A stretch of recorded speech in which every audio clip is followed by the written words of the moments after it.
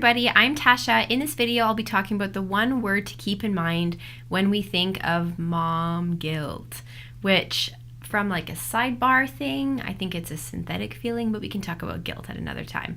And P.S., I'm just going to add that I have no idea what's going on with this right here, but I'm rolling with it. So the one word to keep in mind when we think of mom guilt. So this is a concept that I hear a lot when I work with postpartum moms, new, fresh parents, just like the whole shebang all the time, because we tend to feel bad for XYZ reasons. And, I don't know why we do that. Do we compare ourselves to ourselves from a better, time of our lives, or a time, I guess, that we thought that we were better? Or do we compare ourselves to someone else that we see out there that doesn't have peanut butter on their shirt?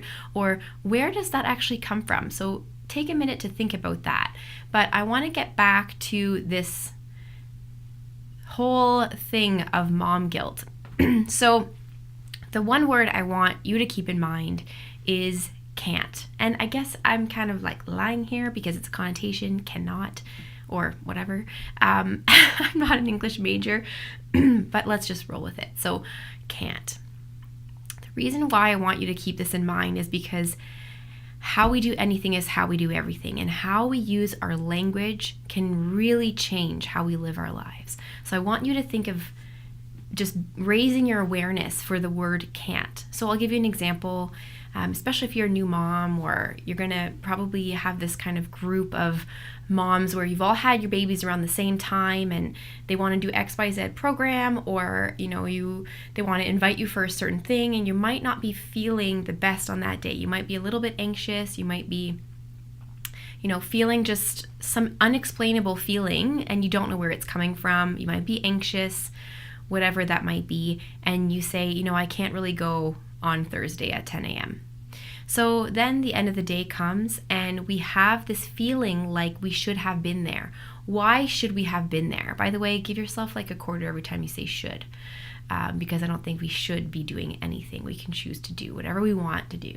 So, you have that feeling at the end of the day and you think, I should have gone. Maybe you think, what are they going to think for me not being there? Why am I feeling the way that I did? And this is a bit maybe too personal, or I don't know if anyone has felt like this, but I get in this vicious cycle where I look back and I go, how much of my day have I spent worrying or feeling guilty that I wasn't at this place, that I didn't do this thing? And then I'm mad at myself for being in this circle of BS and, just going over and over and over and feeling like you've wasted time. So the key to that is to not say that you can't, because honestly, if you pushed yourself, I think that there is a possibility that you could be at that place or you could be doing that thing.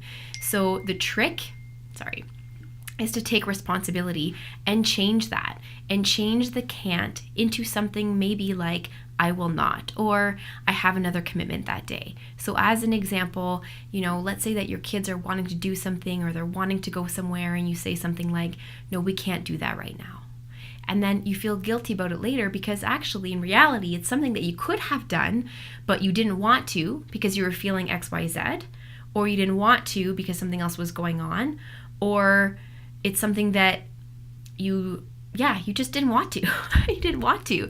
Something else was going on, or, you needed to prioritize something else. So I think it comes from taking responsibility and ownership in our language on that, and, deciding that I'm just going to mute this because I don't know what's happening.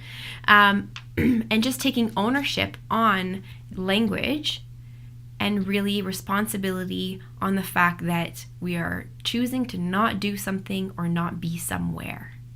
So going back to some examples, our kids ask us to go somewhere and we just say, I can't do that right now. So I'm trying to think in English because I speak French to my daughter, but I would say, we won't be doing that right now, and here's why.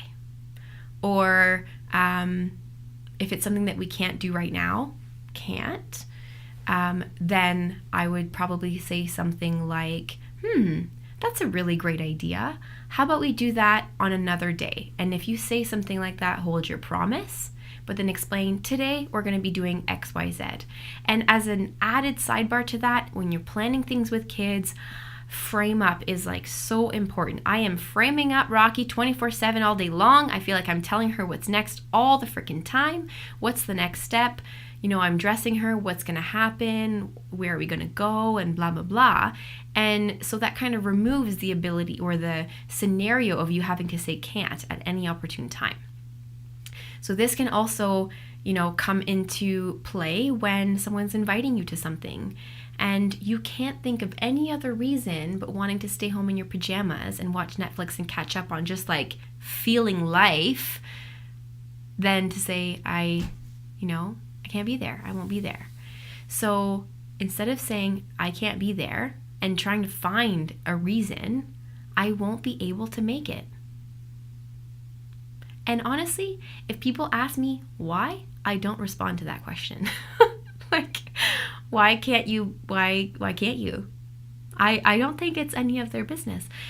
Depends on the relationship, by the way. Like, again, if my mom's asking that, she probably knows what's going on. But I think I just wanted to heighten the awareness on that word. And when you take ownership on that, you take responsibility on telling your children, yourself, or anyone around you, we won't be doing that right now.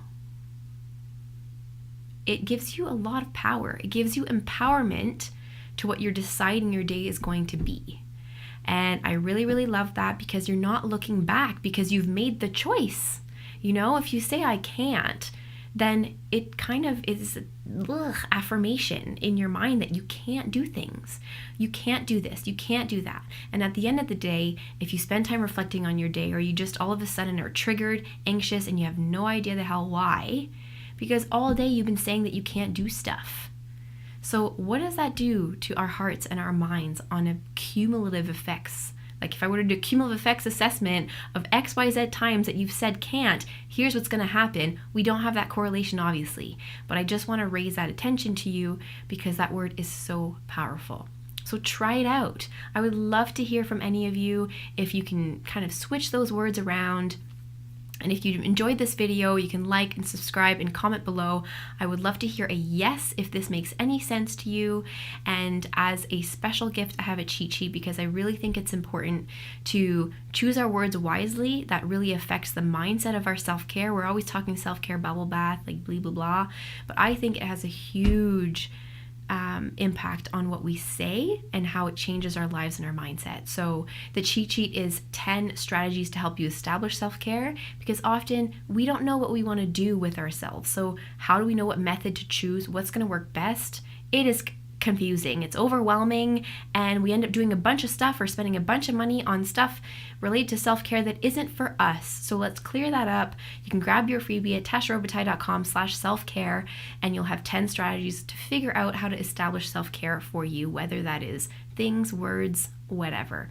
Go check it out. And next week, I'm going to be talking about something so exciting to me, because I just love this movie and love everything about it. So I'll be talking about what Avatar, the movie, specifically the ride at Disney World, has taught me about anxiety. So stick around for that, and I'll see you guys very soon.